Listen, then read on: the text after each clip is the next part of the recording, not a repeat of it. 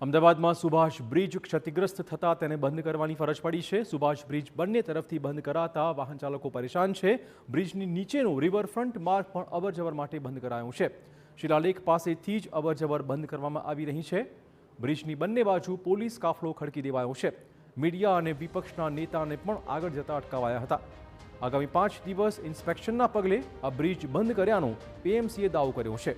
તંત્ર દ્વારા Subhash બ્રિજનું detail inspection શરૂ કરાયું છે। બ્રિજ બંધ કરાતા લોકોને ખાસી હાલાકી પડી રહી છે।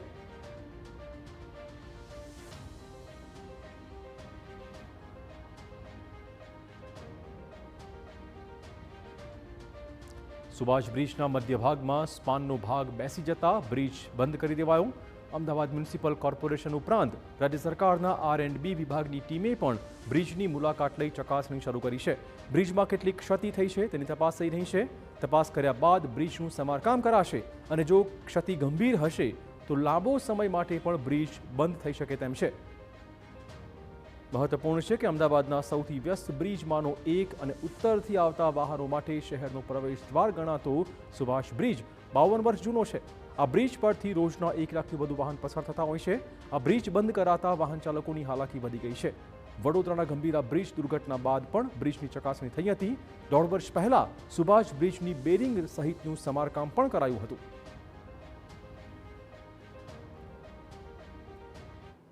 પહોંચવાનો અત્યારે હું અહીંયા જ છું। મારે ગિફ્ટ સિટી બાયોમેટ્રિક વાળું અટેન્ડન્સ હોય છે। હજી 10 જ વાગે છે। હજી હું અહીંયા પહોંચી ગયો છું 10 વાગે। ઓફિસે પહોંચવાનો ટાઈમ 10 વાગ્યાનો છે પણ હજી હું પહોંચ્યો નથી। આના કારણે મારે બહુ લેટ થયું છે।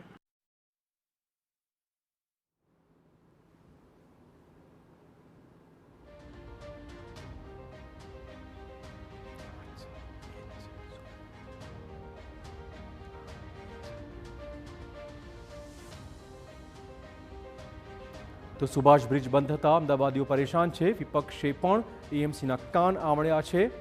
સુભાષ બ્રિજમાં અચાનક જ તિરાડ અને પુલનો કેટલોક ભાગ બેસી જવાનું કોર્પોરેશને ધ્યાને આવતા તાબડતોડ 5 દિવસ માટે પુલ બંધ કરાયો।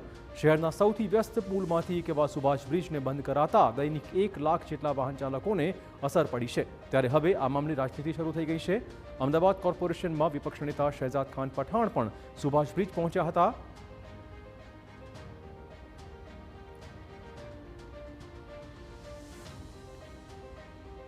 અમદાવાદ શહેરનો સૌથી વ્યસ્ત સુભાષ બ્રિજ વચ્ચેથી નમી જવાના કારણે તેને તાત્કાલિક બંધ કરવાની ફરજ પડી છે। ત્યારે અમદાવાદ મ્યુનિસિપલ કોર્પોરેશન નેતા વિપક્ષ શહેજાદ ખાન છે, તેઓ પણ આ બ્રિજનું ઇન્સ્પેક્શન જે અધિકારીઓ સાથે કરવા માટે અહીંયા પહોંચ્યા છે। તમામની વચ્ચે શહેજાદ ખાન દ્વારા જે આરોપ છે તે લગાવવામાં આવ્યો છે કે મોરબી બ્રિજ જેમાં અનેક નિર્દોષોના મોત થયા, ગંભીરા બ્રિજ દુર્ઘટના જેમાં અનેક નિર્દોષોના મોત થયા, ગુજરાત હાઈકોર્ટનો આદેશ હતો કે દરેક ચોમાસા પહેલા અને ચોમાસા બાદ રાજ્યના તમામ બ્રિજો કે જેની માલિકી માર્ગ અને મકાન વિભાગ આ ઉપરાંત કોર્પોરેશનની હોય તે તમામ બ્રિજોની ચકાસણી કરવામાં આવે। પરંતુ નેતા વિપક્ષનો આરોપ છે કે માત્ર વિઝ્યુલાઇઝેશન એટલે કે રેલિંગ અને કલરકામ બરાબર છે કે નહીં તેની જ તકેદારી કોર્પોરેશનના અધિકારીઓએ રાખી।